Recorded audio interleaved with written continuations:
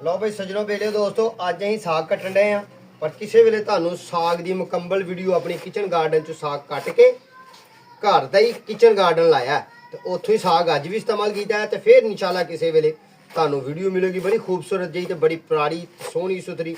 ਅੱਜ ਵੀ ਮੈਂ ਸਾਗ ਪਕਾਉਣ ਡਿਆ ਤੇ ਅੱਜ ਦੀ ਵੀਡੀਓ ਤੁਹਾਨੂੰ ਮੁਕੰਮਲ ਨਹੀਂ ਦੇਣੀ ਤੇ ਇਨਸ਼ਾਅੱਲਾ ਜਲਦੀ ਤੁਹਾਨੂੰ ਸਾਗ ਕਿਵੇਂ ਬਣਾਈਦਾ ਤੇ ਇਹ ਤਰੀਕਾ ਵੇਖੋ ਕਿੱਡਾ ਪਿਆਰਾ ਤੇ ਕਿੱਡਾ ਸੋਹਣਾ ਕੱਟਣ ਦਾ।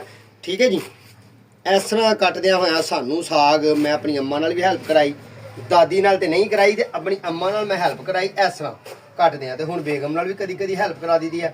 ਆਪਣੀਆਂ ਬੁੜੀਆਂ ਨਾਲ ਹੈਲਪ ਕਰਾਇਆ ਕਰੋ, ਇਹਦਾ ਮਤਲਬ ਇਹ ਨਹੀਂ ਕਿ ਬੰਦਾ ਮੰਜੀ ਥੱਲੇ ਲੱਗ ਜਾਂਦਾ। ਮੰਜੀ ਥੱਲੇ ਵਾਲਾ ਕੋਈ ਚੱਕਰ ਨਹੀਂ ਜੀ, ਠੀਕ ਹੈ, ਕਿਉਂਕਿ ਉਹ ਜੇ ਤੁਹਾਡੇ ਘਰ ਦੀਆਂ ਨਿਗਾਹਬਾਨ ਨੇ ਤੇ ਤੁਸੀਂ ਵੀ ਜਨਾਬ ਉਹਨਾਂ ਦੇ ਨਾਲ ਥੋੜੀ ਜਿਹੀ ਮਦਦ ਕਰਾ ਦਿਆ ਕਰੋ ਜਿਹੜੀ ਤੁਹਾਡੇ ਜ਼ਰੂਰੀ ਸਮਝੋ ਤੇ ਲੈ ਕੋਏ। ਠੀਕ ਹੈ, ਬਾਕੀ ਮੇਰਾ ਪੰਜਾਬੀ ਦਾ ਕਲਚਰ ਸਬਸਕ੍ਰਾਈਬ ਕਰੋ, ਬੈਲ ਆਈਕਨ ਦੇ ਬਟਨ ਨੂੰ ਦਬਾਓ ਤੇ ਇਮਤਿਆਜ਼ ਅਲੀ ਸੰਗੀ ਨਾਲ ਮੁਲਾਕਾਤ ਡੇਲੀ ਕਰੋ।